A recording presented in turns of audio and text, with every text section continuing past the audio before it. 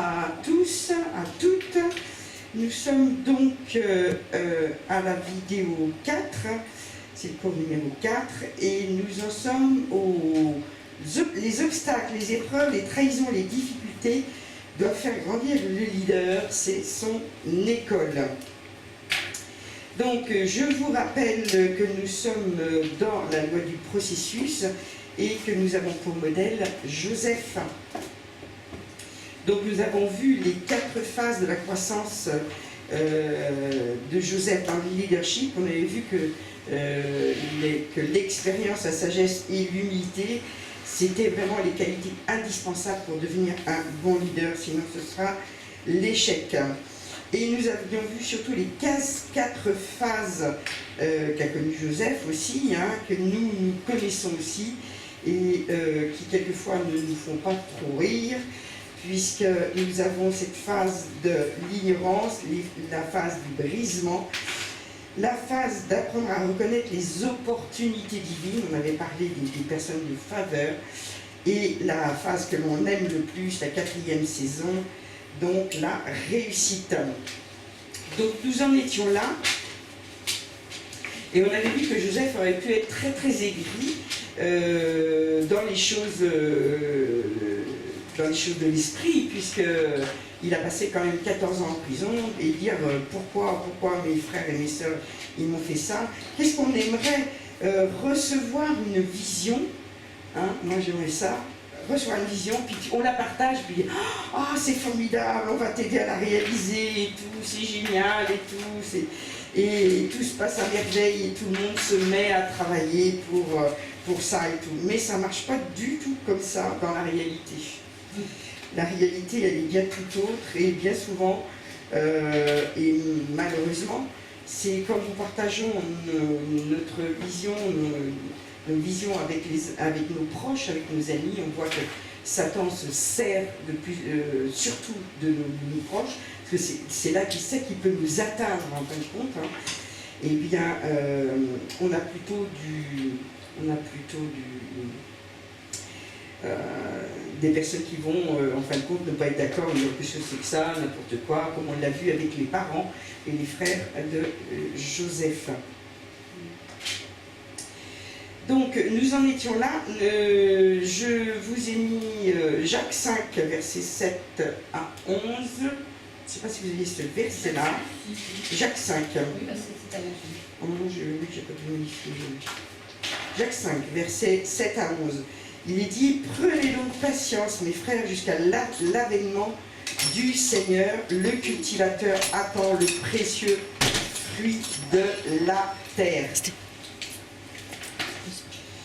Plein de patience à son égard, jusqu'à ce qu'il en ait reçu les produits précoces et tardifs. On voit qu'on a des produits précoces, on voit bien justement ce qu'on appelle quelqu'un qui va donner sa vie à Jésus, elle a une année de grâce, et on a souvent des cadeaux au tout début et tout, et c'est merveilleux, mais après il faut apprendre la patience, la persévérance. Il faut travailler, il faut changer, travailler son caractère. C'est ce que nous allons voir aussi au fur et à mesure des cours. Donc il est dit au verset 8, vous aussi prenez patience, affermissez votre cœur, car l'avènement du Seigneur s'est approché. Ne soupirez pas, ne soupirez pas, dire pourquoi tu fais pas ci, pourquoi tu fais pas ça, ne soupirez pas les uns contre les autres. Et ça veut dire aussi, eh bien, ne dites pas des mauvaises choses les uns contre les autres, mes frères, pour que vous ne soyez pas jugés. Le juge se tient aux portes. Et il est dit, en verset 10, en matière de souffrance et de patience, mes frères, prenez pour exemple les prophètes qui ont parlé au nom du Seigneur. Prenez vraiment exemple sur les modèles que vous avez. Les modèles dans la Bible, ça c'est les plus grands modèles. Dieu nous les a donnés pour notre instruction, toute la Bible est profitable pour nous, pour notre instruction. Mais aussi prenez exemple sur les modèles que vous avez autour de vous, dans les livres, tout ça, dans les auteurs d'aujourd'hui. Au verset 11, il dit, nous disons bienheureux ceux qui ont enduré ou ceux qui ont tenu ferme. Vous avez entendu parler de l'endurance de Job et vous avez vu à la fin ce que le Seigneur lui a accordé, car le Seigneur est plein de tendresse et de magnanimité. Le Seigneur vraiment veut le meilleur pour nous. Il veut vraiment que ça que l'on arrive à rentrer complètement dans son appel. Personne n'aime les difficultés, personne n'aime les trahisons, les pierres d'achoppement. Hein. Tout le monde veut réussir et être dans le succès. Ça, c'est normal. On a été créé pour ça. On a été créé pour avoir du succès. Ceux qui disent « Oh, moi, j'aime pas le succès, j'aime pas être... Non, c'est qu'ils ne sont pas dans la mentalité divine. On doit être des personnes qui désiront ardemment le succès. Pas pour qu'on nous voit, hein, mais pour que la gloire de Dieu resplendisse. C'est ça qui est important. C'est que nous désirions vraiment la victoire.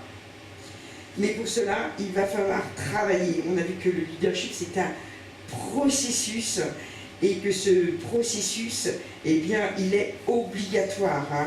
On ne peut pas ne pas passer par ce processus des 4 phases que je vous ai répétées hier, hein, du brisement, d'apporter, de reconnaître tout ça. Ce temps de maturation est obligatoire pour pouvoir rentrer pleinement dans la volonté divine, dans l'appel que Dieu nous a donné. Ok? On voit très bien qu'avant de rentrer dans le Canaan, les Israélites ont eu 40 ans dans le désert. C'est pas que nous, on aura 40 ans.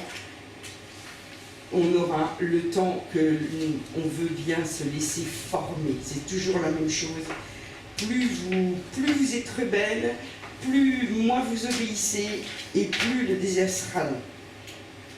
Beaucoup veulent récolter sans semer, hein, mais ce n'est pas possible. Hein. La victoire on ne peut avoir la victoire que si l'on s'entraîne. Hein. Un soldat qui dirait tiens je prends un fusil et puis forcément à coup sûr je vais tuer mes ennemis, il aurait vite des déceptions, il se ferait tuer rapidement. Donc ces moments difficiles sont inévitables, hein, doivent permettre au leader 5 choses. C'est ça que vous devez avoir en tête. C'est ces 5 choses qui vont permettre en fin de compte d'avoir la victoire. Les moments difficiles, c'est pour glorifier Dieu. Quels que soient les moments par lesquels on passe. Hein, on doit servir et glorifier Dieu. Pour glorifier Dieu. C'est vraiment le point capital. Et c'est vrai que tant qu'on reste loin de la vision, on tourne en rond. On est dans le noir et tout, on tourne en rond, et c'est ce que dit justement la parole de Dieu. Sans vision, mon peuple dépérit, mon peuple meurt. Et si vous n'avez pas de vision, vous n'irez pas loin. Il est capital d'avoir une vision, de savoir où le Seigneur veut vous emmener, vous, hein, ce que j'appelle moi la mission. Joseph avait reçu vraiment ce que Dieu voulait pour lui, et il aurait pu vraiment se rebeller, mais c'est pas ce qu'il a fait. Hein. Il a laissé vraiment Dieu œuvrer. Il a glorifié Dieu, comme Paul et Silas dans la prison. Ils ont glorifié Dieu, et en fin de compte, Dieu est intervenu. Savoir saisir les opportunités pour aller de l'avant. On a tous un désir de réussir, c'est une bonne chose, mais pas selon le monde. Le monde va nous critiquer, le monde va pas nous aider à rentrer en fin de compte. Et malheureusement, dans le peuple de Dieu, c'est un petit peu pareil. Mais il faut savoir vraiment prendre les bonnes opportunités, il faut prendre ces différentes étapes comme quelque chose qui va nous renforcer, qui va nous faire grandir, qui va nous apprendre à diriger davantage. Hein, on voit très bien que l'exemple de Joseph, hein, au début chez Potiphar, hein, il va travailler. Et c'est vrai que Joseph aurait pu dire, attends, moi je suis un prince là, hein, arrête de me traiter comme ça, moi, chez moi, dans mon peuple, je suis un prince.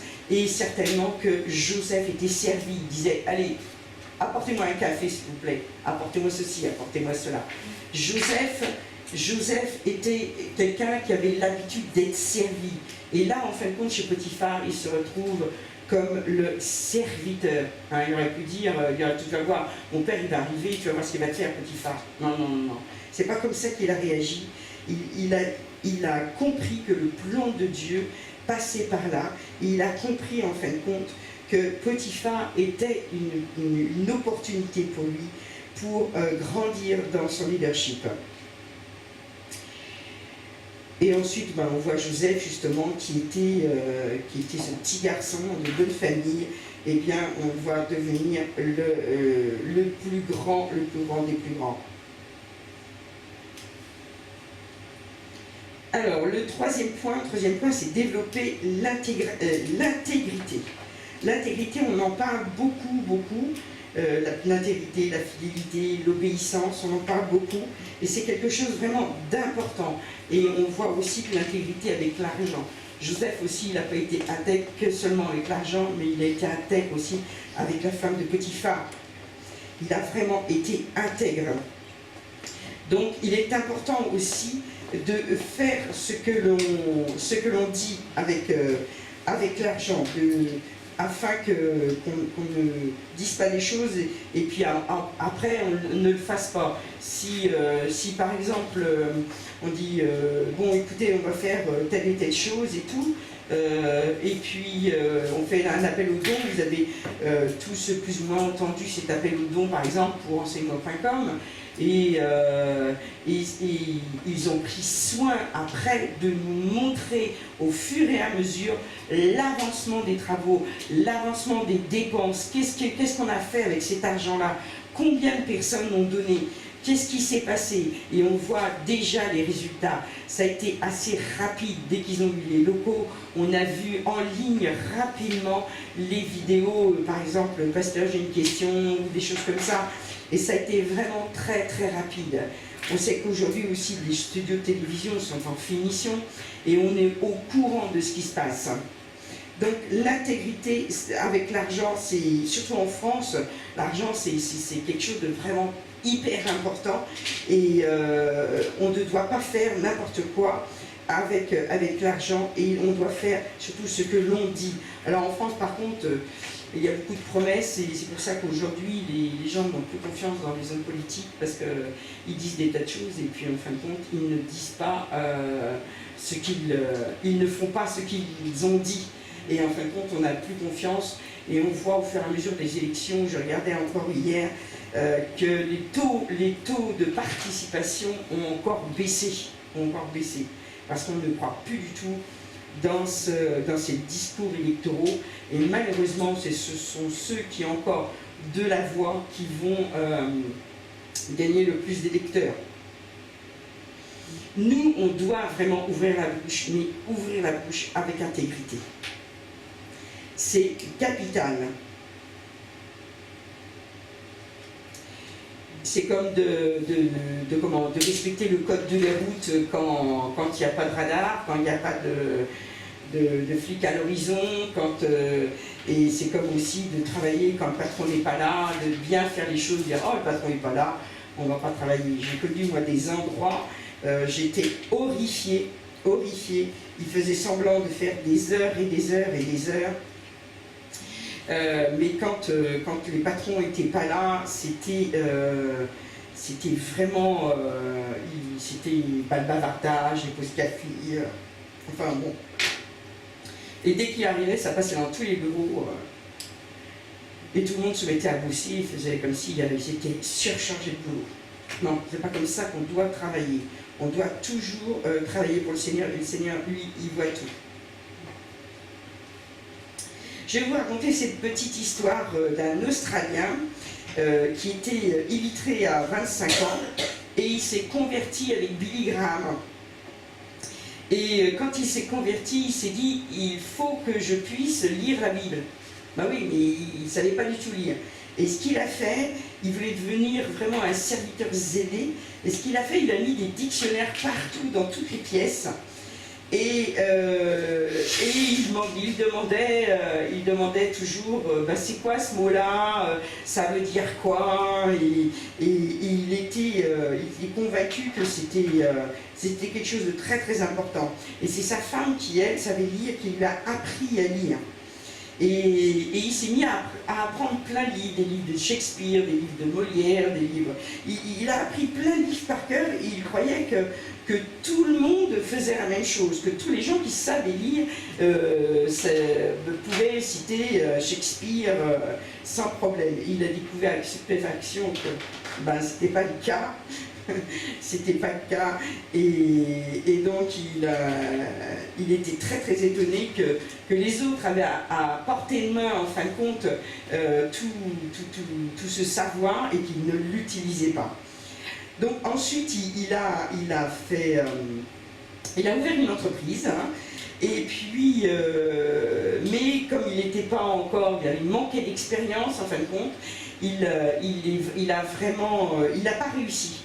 Il n'a pas réussi du premier coup et il a fallu qu'il ouvre plusieurs entreprises. Il a tout perdu à chaque fois, mais à chaque fois il a recommencé. Il s'en est pas tenu à son échec, il a encore recommencé. Parce qu'il savait que Dieu voulait qu'il soit un homme d'affaires. Cet homme illettré, il avait reçu qu'il serait un homme d'affaires, que Dieu voulait qu'il soit un homme d'affaires pour soutenir les hommes de Dieu. Et en fin de compte, à force de travail, de persévérance, il a réussi, et aujourd'hui, il détient la plus grande chaîne d'hôtels en Amérique. Si mes souvenirs sont exacts, d'ailleurs, c'est l'histoire de Holiday Inn, ça. Donc, on voit ici qu'il a développé vraiment une intégrité et qu'il est rentré vraiment dans la mission que le Seigneur lui avait donnée. Quatrième point, grandir spirituellement. Le psaume 105, verset 17-19. Qu'est-ce qu'on voit dans ce psaume ? Ça parle bien sûr de Joseph.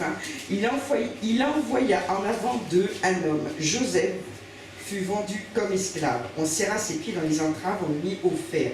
Jusqu'au temps où sa parole se réalisa et où le décret du Seigneur lui fit surmonter l'épreuve. Jusqu'à quand, hein, ça c'est vraiment notre sujet en ce moment. Jusqu'à quand? Mais pourquoi il lui est arrivé tout ça à Joseph?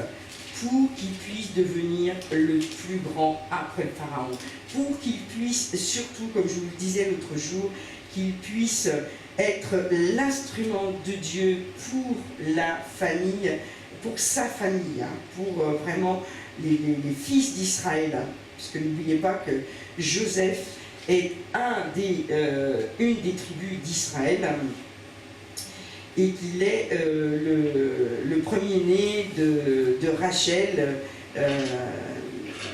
la femme qu'aimait Jacob par-dessus tout. Hein. Donc il a été vraiment, vraiment instrument. C'est pareil, Joseph, il est né tardivement. Rachel était stérile, elle n'avait pas d'enfant, et il est venu vraiment tardivement.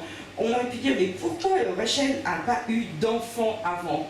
Tout simplement parce que Rachel avait une petite santé assez fragile, et en fin de compte, si elle avait eu des enfants avant, eh bien elle serait morte, puisqu'on sait qu'elle est morte au deuxième enfant avec Benjamin. Et en fin de compte, Jacob a pu profiter de l'amour qu'il portait pour Rachel, et il a pu l'aimer pendant toutes ces années. Autrement, il aurait peut-être eu 2 fils, mais il aurait pu eu Rachel. Là, on voit que le Seigneur a fait les choses comme elles devaient être faites. Donc là, on voit pareil que Joseph a su grandir dans le Seigneur. Et après, il était prêt pour servir Dieu jusqu'à la fin de sa vie. Donc, grandir spirituellement est une un des moments inévitables pour permettre aux leaders d'œuvrer dans le plan parfait de Dieu. Le 5e point, se préparer dans ses façons de penser et dans son cœur à être un bon leader. Alors ça, c'est quelque chose qui n'est pas très tangible en fin de compte. Il faut se préparer vraiment, vraiment. C'est notre cœur qui fait la différence. Vous savez qu'on peut avoir un appel merveilleux, on peut avoir des dons, des capacités, des personnes de faveur, on peut avoir des moyens et tout, mais si notre caractère n'est pas formé selon Dieu, eh bien on va finir par tout perdre. Et là on voit que ce point-là est important, puisqu'on doit se préparer dans ses façons de penser, on va modifier ses façons de penser. Dieu a un plan parfait, Dieu a un plan parfait. Et un vrai leader, il apprend à se préparer dans les situations difficiles. Et c'est là qu'il renforce ses façons de penser. Il apprend à ne pas se décourager, à ne jamais renoncer, à ne pas abandonner, à ne pas laisser les circonstances ou le diable dominer. Il fait vraiment, il apprend à compter vraiment sur Dieu, à se cacher dans le rocher et à s'appuyer sur le roc, sur Jésus. La clé, ah oui, ça j'aime bien, la clé qui est vraiment pour pouvoir passer ces épreuves, c'est de voir vraiment toutes les épreuves comme des marchepieds, comme des tremplins. Hein. Ça, c'est vraiment l'art du leadership. Et bien sûr, on n'aime pas avoir des épreuves, on n'aime pas ça. Alors il ne faut pas après se dire « Ah bah tiens, Dieu envoie-moi des épreuves pour que je devienne plus grand, plus vite et tout ». Non, laissez le temps au temps, ou alors inversement dire « Ah là là, le diable m'attaque, ah là là, j'ai des épreuves et tout ». Non, ne rentrez pas dans ce système-là. Donc, ce qu'on voit, Joseph, c'est qu'il est demeuré fidèle, on ne dira jamais assez, il est vraiment demeuré fidèle dans les circonstances difficiles. Et pourtant, la prison, hein, c'était pas une petite affaire. Dans Genèse 45, verset 5-8, on voit l'attitude de Joseph envers ses frères, il n'en veut même pas. Donc si vous vivez des choses, si vous avez vécu des choses avec des personnes qui vous ont attaqué, qui vous ont qui ont cherché à vous détruire, à détruire la vision que vous aviez, qui ne vous ont pas aidé, qui en fin de compte ont fait que peut-être vous avez cru que les plans de Dieu se sont retardés. Moi je sais que dans ma vie j'avais l'impression justement que telle et telle personne avait retardé les plans de Dieu, mais en réalité c'était le temps nécessaire pour la maturation de l'œuvre que le Seigneur m'a donné à faire. Donc vous, c'est pareil. Hein. Et Joseph va dire, ne vous affligez pas et ne soyez pas fâchés de m'avoir vendu ici, car c'est pour sauver des vies que Dieu m'a envoyé en avant de vous. En réalité, nous devons être des leaders, des précurseurs, des pionniers. J'aime bien ce mot, des pionniers. On défriche un terrain, on va de l'avant, on est vraiment des pionniers. Et donc nous, c'est vraiment notre qualité première, c'est d'être des pionniers. Il dit voilà, 2 ans que la famine sévit dans le pays, pendant 5 ans encore il n'y aura ni labour ni moisson. Dieu m'a envoyé en avant de vous, et il le dit 2 fois, pour vous assurer un reste dans le pays et pour vous permettre de rester en vie par une grande délivrance. En fait, ce n'est pas vous qui m'avez envoyé ici, c'est Dieu. Et c'est ça qu'il faut reconnaître. C'est Dieu qui vous envoie là où vous êtes. Vous n'êtes pas là par hasard. C'est Dieu qui vous a envoyé. Et peut-être vous faites des sacrifices de temps, des sacrifices d'argent, des sacrifices de sommeil, hein, des sacrifices de comment... Avec la famille aussi, avec la famille, c'est pas évident, mais c'est Dieu qui vous a envoyé. Il vous a pas envoyé souffrir, mais il vous a envoyé vous former. Et quelquefois on ne comprend pas l'école de Dieu, mais Dieu fait tout de façon beaucoup plus intelligente que nous. Et nous, on a besoin de comprendre que notre Père, il veut vraiment notre bien. Il m'a fait, on finit le verset, hein, il m'a fait père du Pharaon, maître dans toute sa maison et gouverneur de toute l'Égypte. On est compte, il dit même qu'il a été fait père du Pharaon. Il se place au-dessus du Pharaon. Puis, pourquoi il se place? Parce qu'il a eu une attitude de père envers le Pharaon. Quand le Pharaon lui dit, moi je ne comprends pas ce rêve et tout, explique-moi, explique-moi.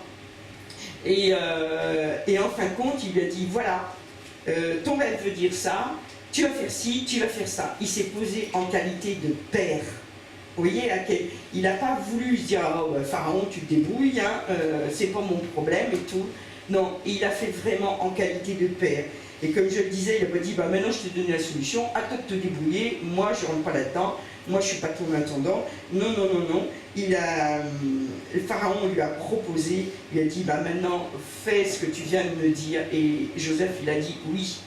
Le petit mot avec ces 3 lettres là, le fameux oui, le fameux oui. Hein.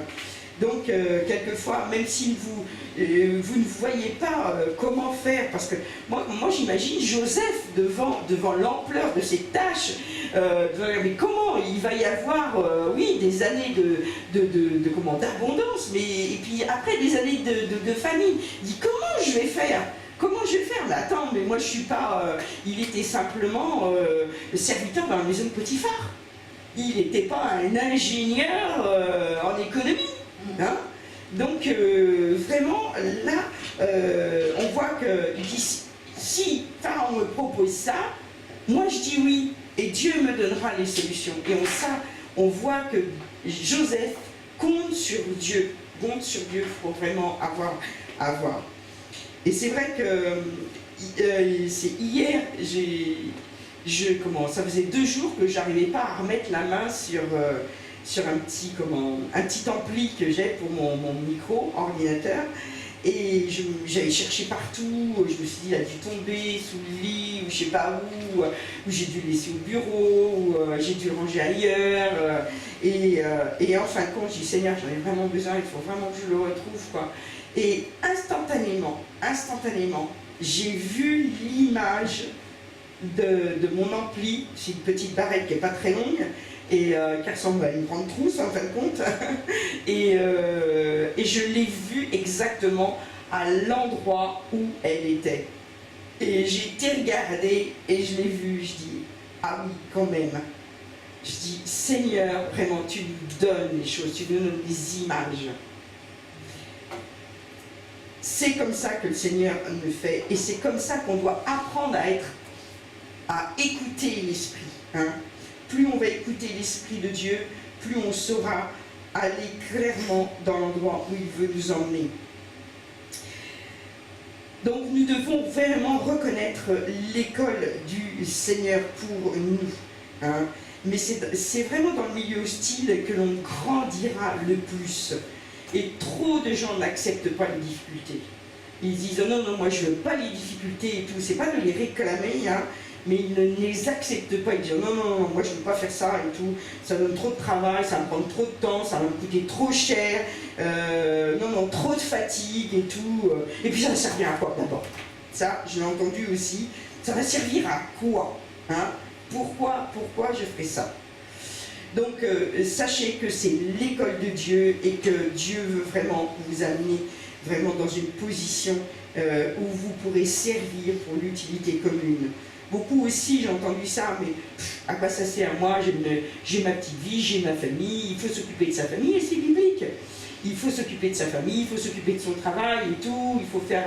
mais pourquoi j'irais faire des trucs où mes enfants vont moins me voir, je vais moins m'occuper d'eux, je vais moins m'occuper de mon mari, je vais moins...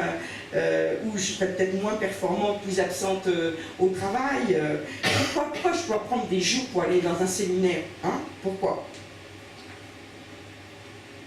Arrêtez de dire des pourquoi.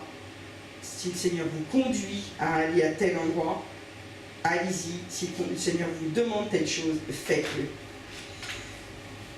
Mais bien sûr, cela demande l'aide de Dieu pour qu'un leader grandisse. On ne peut pas faire sans lui.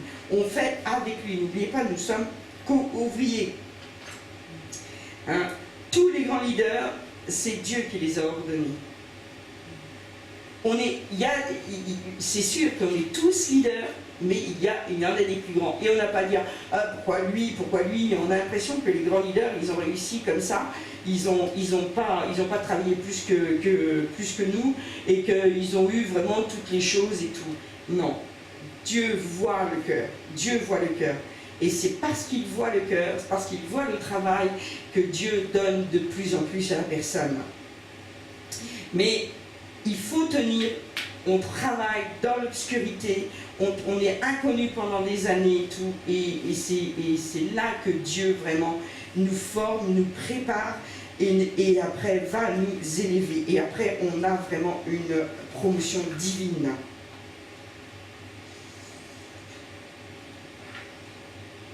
On ne doit pas s'élever de soi-même. On ne doit pas s'élever de soi-même, ça va nous mener à la catastrophe. Si on se dit « Oh oui, mais moi j'ai reçu une belle vision et tout, moi vous devez m'écouter, moi je sais mieux que vous, moi je vais vous expliquer, et moi, eh bien on conduit dans l'orgueil. » Oui, c'est vrai, vous avez peut-être reçu des choses, vous avez peut-être eu une belle vision, vous avez peut-être des dons particuliers pour cette vision, mais vous ne pouvez pas vous enorgueillir d'avoir ces dons, parce que si Dieu vous les a donnés, c'est pour que vous les mettiez en œuvre. Et si vous avez des dons et que vous ne les mettez pas en œuvre, alors là, c'est vraiment dommage. Donc,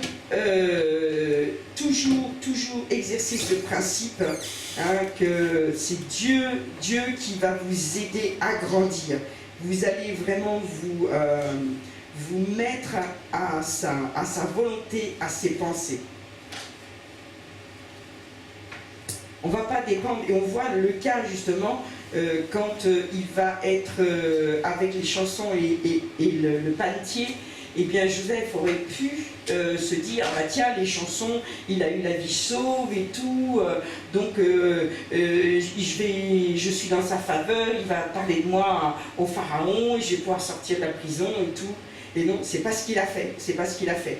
Joseph ne s'est pas dit ça, il a peut-être pensé que, bon, peut-être qu'il va se souvenir de moi, mais à ce moment-là, il a pas dit, ah ben c'était chanson, il s'est pas mis en colère, et ni après le pharaon, il s'est pas mis, il a remarqué, oui, il a remarqué que, eh bien, les chansons n'ont pu penser à lui, mais il ne s'est pas rebellé, et il a dû attendre 2 ans de plus, mais il était encore dans le plan parfait de Dieu.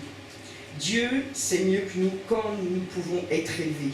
Et c'est vraiment quand nous sommes complètement morts à nous-mêmes, que nous pensons qu'à la volonté de Dieu, qu'à la pensée de Dieu, que vraiment Dieu peut se servir de nous pleinement. C'est quand il ne reste rien de nous et qu'il y a tout de lui, vous connaissez ce petit chant, tout de lui, que là, Dieu peut vraiment œuvrer.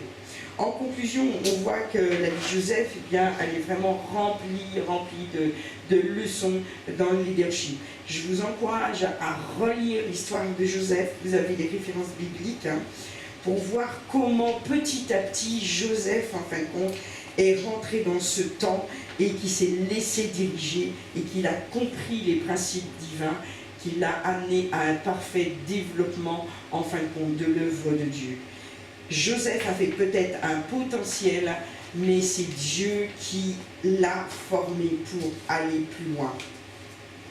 Et c'est incroyable parce que même à la veille de sa mort, eh bien, ses frères avaient encore peur de lui. Ils se disaient, oh là là, est-ce que vraiment il nous a pardonné, Et on le voit dans Genèse 50, mais Joseph les rassure, il dit n'ayez pas peur, il avait vraiment le cœur de Dieu. Suis-je à la place de Dieu? Non, il savait, et pourtant il aurait pu, ayant la plus grande des places, ça aurait pu lui monter la tête, mais ce n'était pas le cas de Joseph. Dieu comptait vraiment en faire du bien afin de faire ce qui arrive en ce jour pour sauver la vie d'un peuple nombreux. Donc allez lire tous ces passages qui parlent vraiment de la vie de Joseph. et il a terminé sa vie. Il avait accompli la vision que Dieu lui avait donnée. Il n'est pas fini, brisé, amer, détruit, hein, mais il était vraiment, il démontrait vraiment la gloire de Dieu. Et il a vraiment été une bénédiction pour les générations futures. C'est toujours intéressant d'étudier le leadership et vraiment je vous encourage à vraiment étudier encore plus, d'aller plus loin que ces 21 lois et d'aller encore plus loin dans l'étude du leadership. Ça va vraiment vous montrer que nous sommes des êtres qui sont appelés à diriger, à être au-dessus des autres. Pas pour être au-dessus, pour montrer qu'on est les meilleurs, non, non, pas du tout, pour montrer simplement la gloire de Dieu. Donc nous allons voir la 4e loi, la loi de la navigation. Et nous allons prendre l'exemple de Néhémie. Donc premier point, on voit que n'importe qui peut tenir la barre d'un bateau, mais seul un vrai leader peut tracer l'itinéraire. C'est ça l'important. On ne monte pas dans un bateau, on se dit oh, bon, on verra bien où ça va. Hein, ce n'est pas du tout ça. On a vraiment besoin de savoir où on a. Il n'y a pas de bon vent pour celui qui ne sait pas où il va. C'est capital. Les leaders, c'est vraiment la différence. Un vrai leader, eh bien, c'est quelqu'un qui va vous emmener sur une trajectoire, qui va vous emmener, qui va vous donner les différentes étapes, qui va vous dire où on va s'arrêter, dans quel port on va s'arrêter, comment on va faire ci, comment on va faire ça. Alors au début, évidemment, c'est pas simple, hein, puisqu'on n'a pas toujours l'expérience au début. On va commettre des erreurs. Alors ne vous inquiétez pas de vos erreurs, ne vous inquiétez pas de votre inexpérience. Hein. C'est au contraire là où vous allez être formé au fur et à mesure. Mais un leader, il a déjà dans la tête la trajectoire. Un bon navigateur, et comme un pilote d'avion, eh bien, il va déposer, comme on dit, son plan de vol. Et bien, un bon navigateur aussi, il dépose son plan de navigation. Hein. Et il va dire, ben voilà, je vais à tel endroit, je vais faire ça, et après j'irai à tel endroit, on s'arrêtera ici un jour, là on ne s'arrêtera pas, là il faudra tant de temps. Tout est calculé d'avance. Et c'est important de savoir qu'on doit savoir ce que ça va nous coûter. Hein, on doit réfléchir. Il dit dans la parole de Dieu qu'il faut réfléchir avant de commencer à construire. Sinon, eh bien, si la construction n'arrive pas à son terme, on peut vraiment être la risée de tous. Mais ça ne doit pas être un facteur qui vous fasse peur, en fin de compte,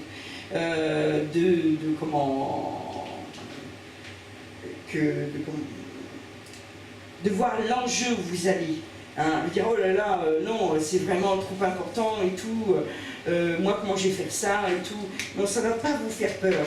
Vous devez vraiment calculer tout ce que vous pouvez calculer et puis le reste vous l'apprendrez au fur et à mesure.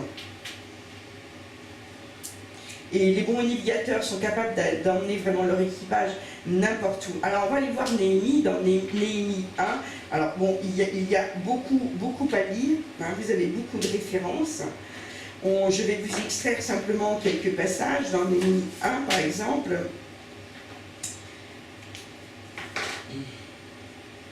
Parce que les bons leaders ne savent pas seulement où ils vont, hein, ils savent vraiment comment y parvenir. Alors Néhémie n'était plus à Jérusalem, il était en captivité, mais il a eu à cœur vraiment de savoir ce qui se passait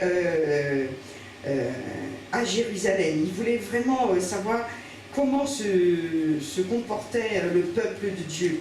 Et il a su que les murailles étaient vraiment complètement écroulées, qu'il n'y avait plus, ils étaient, comme a dit Jésus, ils étaient un peuple sans berger, et ils étaient la risée de tous. Et au verset 4, il est dit, je reprends au verset 3, ils me répondirent, ceux qui sont restés de la captivité sont là dans la province, au comble du malheur et du déshonneur. Il y a des brèches dans la muraille de Jérusalem et ses portes ont été détruites par le feu. Il était loin, mais il prenait vraiment des informations sur l'état des lieux de Jérusalem. Et lui, ça le touche. On voit souvent, dans l'histoire du peuple de Dieu, on voit souvent que quand il y a du déshonneur, c'est-à-dire qu'il n'y a pas la gloire de Dieu sur son peuple, eh bien, Dieu suscite des hommes ou des femmes pour rétablir cette gloire. Dieu veut que son peuple soit dans la gloire. Et en fin de compte, quand il va entendre ces paroles, Néhémie, il va se mettre à pleurer. Et nous, bien souvent, on ne pleure pas assez sur les églises qui ne reflètent pas la gloire de Dieu, sur notre vie qui ne reflète pas la gloire de Dieu. On ne pleure pas assez, on n'a pas compassion. On dit, oh bon, non, hein, ils font ce qu'ils veulent, voilà, c'est de leur faute, ils ont qu'un cœur, il faudrait qu'ils fassent ça et ça, c'est leur problème et tout. Non, Dieu va susciter vraiment de la compassion pour qu'on puisse vraiment aller de l'avant. Et je suis sûre qu'on a notre part, on a notre rôle dans la gloire de Dieu. Et en fin de compte, Néhémie va, pendant plusieurs jours, il va prendre le deuil. Prendre le deuil, c'est vraiment un mot très fort. C'est pas un mot pour faire joli. Il va prendre le deuil. C'est quelque chose de terrible. Et pour lui, c'est comme si la gloire de Dieu, la vie de Dieu était morte à Jérusalem. Et que vraiment tout le peuple était dans le deuil. Il va prendre ça pour lui. Il va jeûner, il va prier, il va supplier Dieu. Il dit, s'il te plaît Seigneur Dieu du ciel, Dieu grand et redoutable, toi qui gardes l'alliance, il va rappeler à Dieu, en fin de compte, tout ce qu'il est et toute la fidélité, la fidélité envers ceux qui t'aiment et qui observent tes commandements. Il y en a dans ce peuple qui t'aiment, qui sont fidèles, qui observent tes commandements. Seigneur Dieu, regarde, je t'en prie que ton oreille soit à ton écoute. Il va vraiment se déverser devant Dieu. Il ne va pas faire simplement, ils ont qu'à faire ce qu'ils doivent faire, et voilà. Non, et c'est vrai que il va se mettre en prière, il va intercéder pour le peuple. Il va même confesser les péchés du peuple. Il va s'inclure dedans, il ne va pas dire « oui, c'est eux, c'est pas moi ». Bien souvent, quand les autres autour de nous ne respectent pas la loi de Dieu, c'est parce que nous-mêmes, nous ne la respectons pas dans tel ou tel domaine. Et nous devons aussi demander pardon pour ce que nous faisons. Il dit, nous avons vraiment mal agi envers toi. Nous n'avons pas observé, etc., etc. Il va vraiment s'aplatir comme une carpette, se prosterner devant Dieu, pour que Dieu vraiment écoute ses prières. N'oubliez pas que Néhémie n'avait pas l'Esprit de Dieu, il n'avait pas comme nous ce que l'on a aujourd'hui. Nous, on sait qu'on a une autorité, nous, aujourd'hui. Néanmoins, c'est pas pour ça qu'on ne va pas intercéder pour le peuple qui se meurt, puisque en principe, nous ne devons pas, vous l'avez appris, intercéder pour les chrétiens, pour des églises, là c'est grave, c'est vraiment, il y a un problème, un gros problème, mais néanmoins, ça peut arriver, il faut intercéder pour que la gloire de Dieu vraiment descende sur nous encore et encore.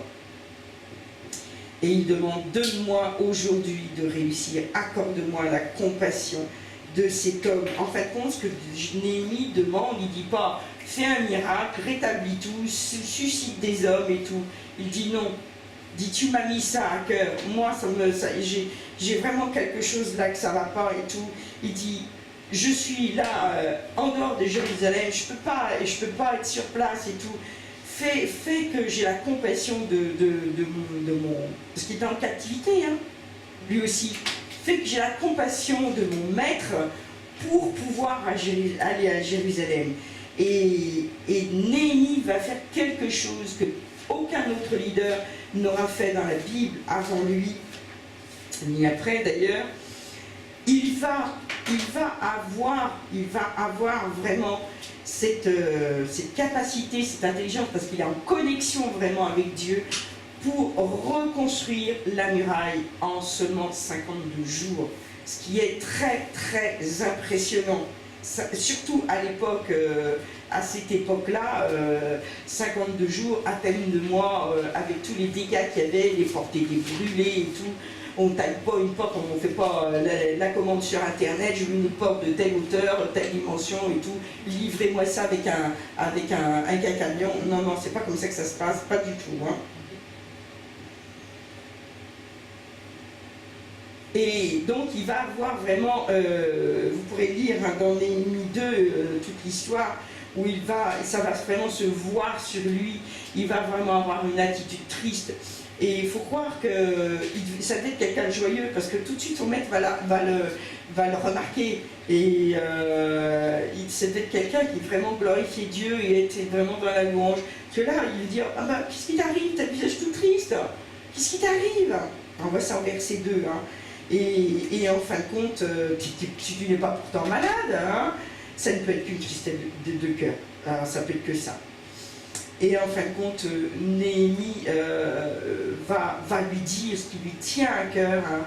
Il dit, la ville où sont les tombeaux de mes pères est détruite et ses portes ont été dévorées par le feu et tout. Et il dit, il faut que cette ville soit rebâtie. Et donc il demande au roi des lettres hein, pour qu'il puisse aller, parce que vous ne croyez pas qu'il va aller comme ça, là, la fleur au fusil, en disant écoute, mon roi, je me barre, hein, et puis moi je vais aller reconstruire. Non, non, non, non. Il a fait ça, il a respecté l'autorité sous laquelle il était, hein, son roi. Déjà, il a demandé vraiment des lettres pour aller réparer, pour qu'elles soient transmises à une autre autorité, celle de Jérusalem.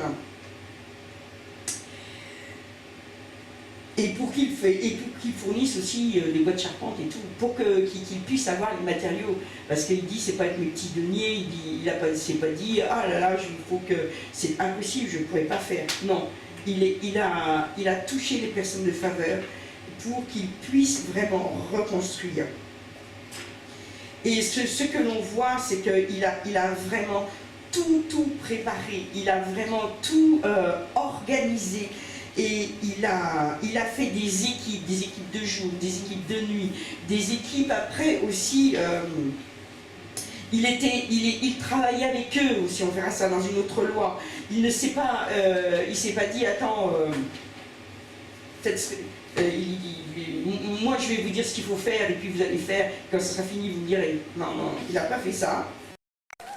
C'est en silence que j'entends la beauté de ta voix, c'est à genoux que je comprends tout le sens de la croix.